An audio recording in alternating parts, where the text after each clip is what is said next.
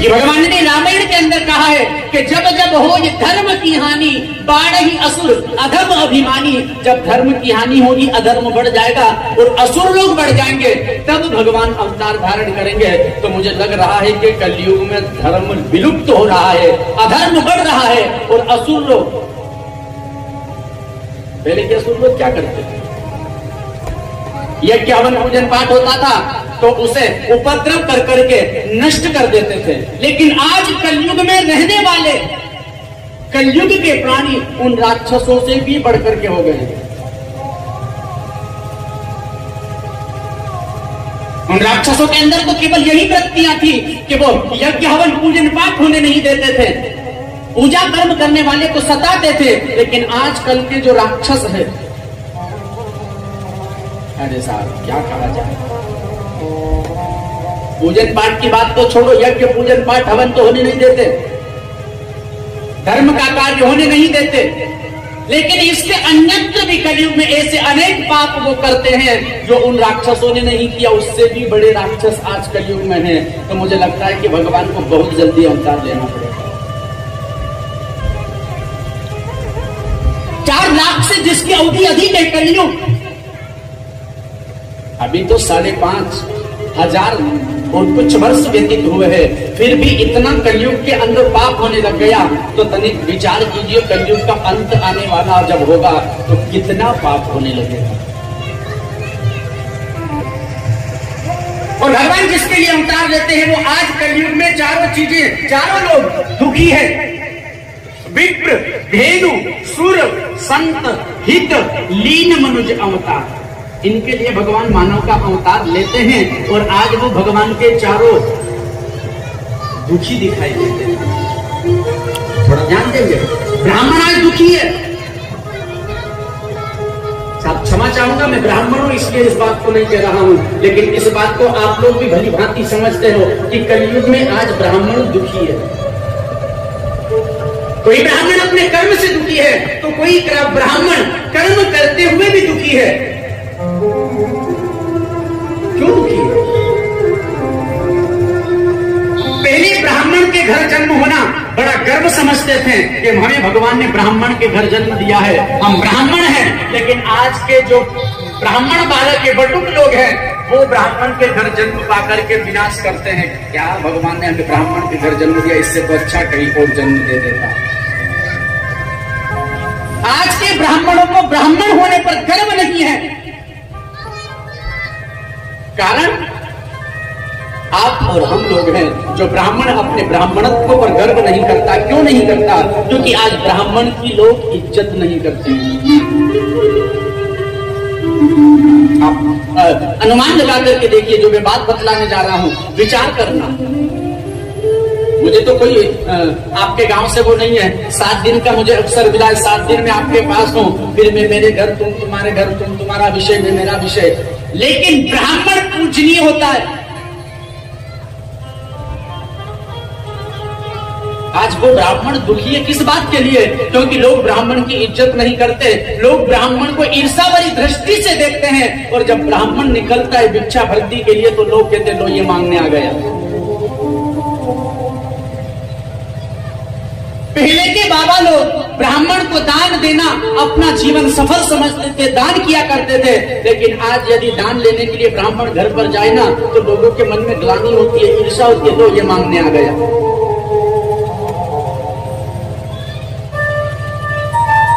लोग ईर्ष्या वाली दृष्टि से ब्राह्मण को देखते हैं। और ध्यान देना,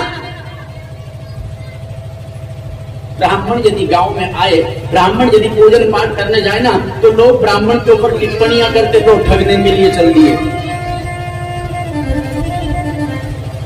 ब्राह्मण ठग रहा है और तू दुकान कर रहा है ना, तो तू ठग नहीं रहा है, तू अपना कर्म कर रहा है। तू कोई धंधा कर रहा है ना तो तू ठग नहीं रहा है, तू अपना कर्म कर रहा है। और ब्राह्मण यदि अपना कर्म करता है ना तो लोग उस पर टिप्पणियां करते हैं कि लोग ठगने के लिए आ गया।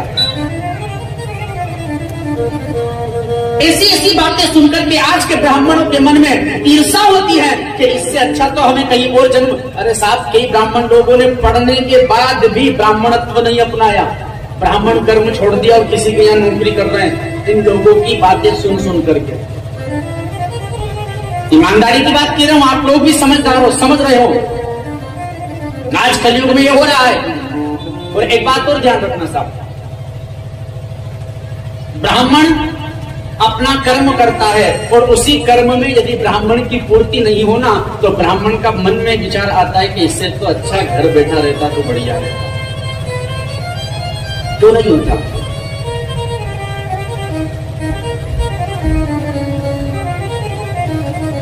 आंख फूटी जगत की तू कहाँ करे जगती, रमझनिया को तीन सो और रामदास को तीन। भगवान स्वयं कहता है इस संसार में मैंने मानव का जन्म दे दिया, इंसान बना दिया, अब यदि इनकी आंखें फूटी है, ये अपनी आंखों पर माया का पर्दा लगाकर रहते हैं, उसमें मैं क्या कर सकता हूं? कहा करे जगदीश, उसमें परमात्मा कुछ नहीं कर सकता, क्योंकि रमझनिया को तीन सो। अच्छा, रमझनिया को पहचानते हो आप लोग? जानता है कोई रमझनिया? नाचने वाली को उसे ही रमझनिया कहते हैं साहब, नाचने वाली। बेटे का ब्याह है और बेटी के ब्याह में नाचने वाली के पास में गए और नाचने वाली से कहा, बोले मेरे बेटे की शादी है, तुम्हें नाचने के लिए चलना होगा। तो नाचने वाली ने कह दिया, साहब 3 घंटे नाचूंगी, 5000 रुपये लूंगी, इससे 1 भी रुपया कम नहीं। अब बाप अपने बेटे की धूमधाम से शादी करना चाहता है ना, तो कहता है, बोले ठीक 5 नहीं 5500 रुपये दूंगा, लेकिन अच्छे से नाचना होगा। ठीक है। अब नाचने वाली आई और समय अनुसार नाचना प्रारंभ, 3 घंटे पूर्ण हुए और नाचने वाली ने अपना नाचना बंद किया और 5500 रुपये और इनाम लेकर के राधे राधे अपने घर।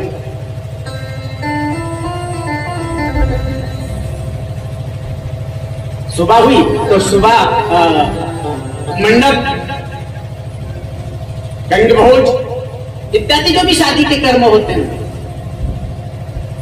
मांडा गड़वाना, गंगभोज करना, पूजन पाठ का काम करना, फेरा करवाना, तो अब किसकी जरूरत लगी? सत्यनारायण की, भगवान की कथा पढ़वाना किसकी जरूरत लगी? ब्राह्मण की।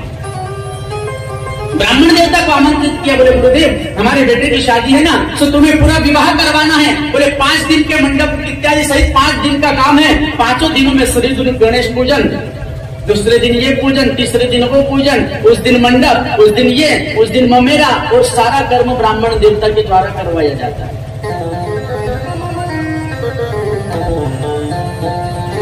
सत्यनारायण की कथा है, बोले गुरुजी तो सत्यनारायण की कथा का गुरुजी ने सामान लिख दिया ना, तो सामान में लिख दिया गुरुजी ने 1 किलो मिठाई, 1 किलो फल, 1 किलो ये। तो गुरुजी 1 किलो मिठाई का क्या करोगे? नाचने वाली से ये नहीं पूछा गया था कि 5000 का क्या करेगी, लेकिन गुरुजी ने यदि 1 किलो मिठाई भी लिख दी ना, तो बोले इतनी मिठाई का क्या करोगे?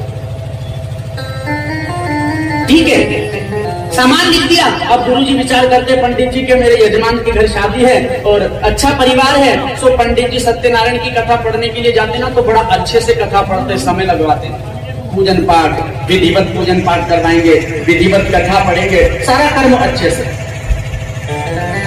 अब पंडित जी कथा पढ़ते पढ़ते कथा में धीरे धीरे समय अच्छे से कथा बांटने पर पंडित जी 2 घंटे कथा में कर देते हैं। अब 2 घंटे कथा में पंडित जी ने किया। अब पंडित जी ने कथा पूर्ण कर दी, ब्याह का कार्य पूर्ण करवा दिया, और पूरा ब्याह हो जाने के बाद में गुरु जी की विदाई की बारी आई।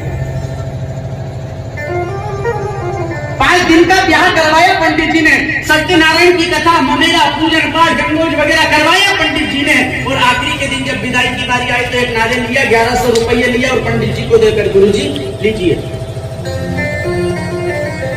गुरुजी ने कहा यजमान 5 दिन तक काम किया, 1100 रुपये कम पड़ते हैं, ऐसा करो 2100 कर दो। बोले नहीं नहीं गुरुजी 1100 बहुत है, अगली बार फिर मेरे बेटे का ब्याह आएगा ना, उसमें मैं आपकी पूर्ति कर दूंगा। बाबा गलत कह रहा हूं, यही होता है। पंडित जी को जब देने की बारी आई तो हमारे पास पैसा खत्म हो गया। बेटे की शादी है साहब, डीजा बजाना पड़ेगा। तो डीजा कितने का किया? कितने का होता है डीजा? 15,000 20,000। कितने दिन के लिए? कोई 1 दिन 2 दिन 4 दिन के लिए नहीं, केवल 5 घंटे 3 घंटे 4 घंटे के लिए। कितना? 15,000। अच्छा, डीजा बजवाने से तुम्हारे कुल का उद्धार होगा? इनकी काट नहीं रहा हूं, बजवाना सब किया में डीजा है, मिलते ये ऊपर करेंगे बोले मेरी काट रहे हैं। नहीं, तुम्हारा डीजा बजेगा। हाँ, डीजा हो गया। अब डीजे के बाद में जिस जगह बारात लेकर के जा रहे हैं ना, तो बारात में लड़की के पिताजी ने कह दिया बारात धूमधाम से आना चाहिए, एक लौती मेरी बेटी है। अब बारात धूमधाम से जाए तो 5-25 गाड़ी करनी पड़े, 5-25 हजार के फटाके लेने पड़े, काकड़ से फटाके फूटते फूटते गांव तक जाना चाहिए। अब अनुमान लगाइए 20,000-25,000 के आपने फटाके फोड़ दिए, तो क्या फटाके फोड़ देने से आपके परिवार का उद्धार होगा?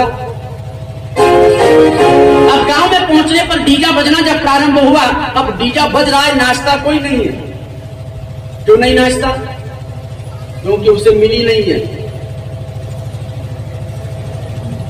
अब नाचने वाले को जब तक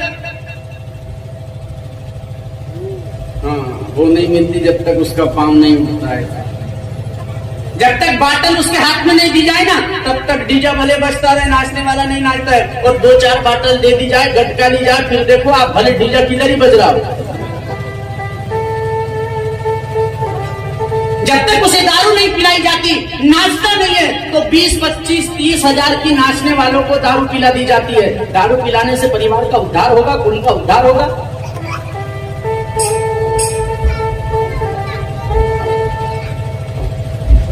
डीजा बजवा करके छोड़ दिया, उद्धार नहीं होता। फटाके फोड़ करके बर्बाद कर दिया, उद्धार नहीं होता। दारू पिला करके पैसे बर्बाद कर दिया, उद्धार नहीं होता। लेकिन ब्राह्मण को तेरे घर से यदि तू खुश कर करके भेज देता तो तेरी पीढ़ी का उद्धार हो जाता। लेकिन ब्राह्मण को देने में साफ पैसे सारे खत्म हो गए, इतने ही बचे हैं। गुरु जी ये तो अगली बार देखते हैं। रमझनिया को 300 और रामदास को 3 घंटे नाचने वाली 5,000 रुपये लेकर के गई, और 3 घंटे हमारे घर सत्यनारायण भगवान की कथा पढ़ने वाले पंडित जी को कितने देंगे हम? रुपये को 500 रुपये दे देंगे, इससे ज्यादा? तो नाचने वाली से हमारे परिवार का उद्धार होगा या ब्राह्मण को दान देने से हमारा उद्धार होगा? यह हमें विषय विचार करना चाहिए। लेकिन साहब आज ब्राह्मण लोग दुखी है, क्योंकि यजमान लोग ब्राह्मणों की इज्जत नहीं करते। पहले के जो बाबा लोग हैं उनके मन में इज्जत है, दया है, भाव है। लेकिन आजकल, क्षमा चाहूंगा मेरे भाई को, लेकिन आजकल की जो नौजवान औलाद है ना, ब्राह्मणों की इज्जत नहीं करती है। पहले के बाबा लोगों को आप देखो, कोई भी संत आते थे, ब्राह्मण आते थे, चरणों में प्रणाम करते थे, झुक जाते थे, लेट जाते थे। आजकल की औलाद, गुरुजी आए तो वहीं खड़े खड़े, और प्रणाम यदि किया भी सही ना तो प्रणाम करेंगे तो वहीं घोटू के या घुटन के या प्रणाम, नीचे पूरा भी झुक नहीं सकता है। आजकल की औलाद के संस्कार।